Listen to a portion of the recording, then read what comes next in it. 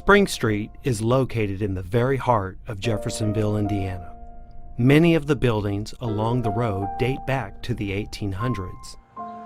Although most of the businesses may have changed, much of the street remains the same as it was when Brother Branham used to visit. Who knows how many times Brother Branham has walked up and down this street, and the many testimonies that could be told.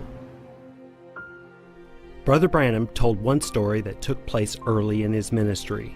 It was of a man from Paducah, Kentucky, who was sick and had a dream that he should go to Jeffersonville, Indiana, and have someone by the name of Branham pray for him. When he stepped off the bus at the corner of Court and Spring Street, he saw a man in a uniform. Little did he know that this was actually Brother Branham himself. He said, I live in Paducah, Kentucky. He said, and I've been sailing in health for some time. He said, last evening, he said, while I was asleep, I dreamed I saw an angel come down from heaven.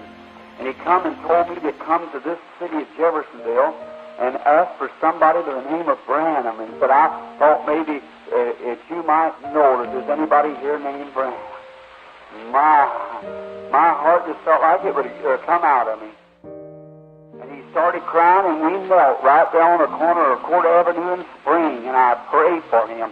And when I raised up, the people were standing back with their hats off, standing there in respect to prayer, and God moved down and healed that man right on the corner where he was at. Why? God had foreordained, and it must come to pass.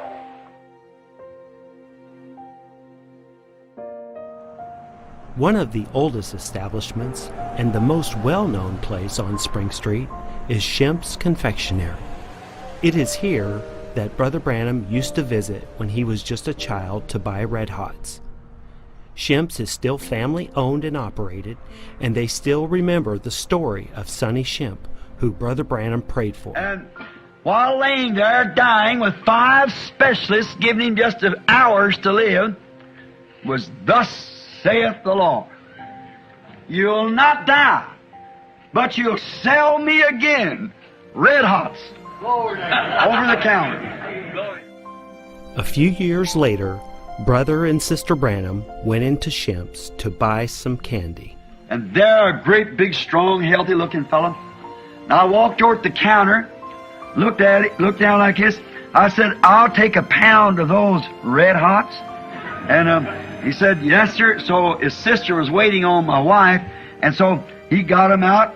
And I said, I used to eat them a long time ago over here in the picture show. Keep my head down. And he said, yeah. I said, man, the kids buy that. They still buy it. He said, my father made that, fixed up that farm. And I said, I really like them.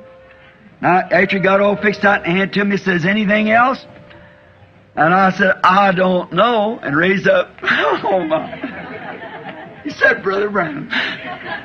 I said, here's a Red Hot. Said, I told you, thus saith the Lord. Amen.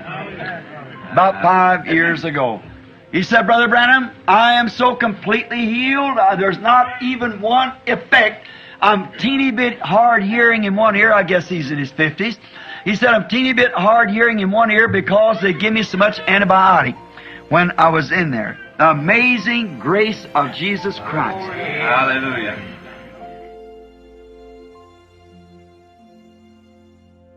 Just down the street from Shemp's, Spring Street ends at the Ohio River. It is here where Brother Branham was baptizing in 1933, when the angel of the Lord came down and gave him his commission. And then that afternoon I was baptizing 500 converts at the river bank at the foot of Spring Street at Jeffersonville, Indiana, where I live. When the 17th person walked up to Brother Branham in the water to be baptized, Brother Branham heard a voice say, "Look up." And I heard it again. Up to the 3rd time said, "Look up." And when I looked up towards the heavens, a place about 10 feet square looked like water in the blue skies moving around. And out of that blue water light came a light coming down from heaven. The people began to screaming. Many fainted. And the voice said, as John the Baptist was sent forth to warn the people of the first coming of Christ, your ministry will warn them of the second coming. Of course, the banks of the Ohio look much different today than it did then. But it is special the way that God memorialized this spot. Today, the Jeffersonville Overlook stands as a place where believers can come and see where the angel of the Lord came down and spoke to his prophet. Just as God spoke to Moses on Mount Sinai, he has spoken to his prophet right here in the small town of Jeffersonville, Indiana, at the foot of Spring Street.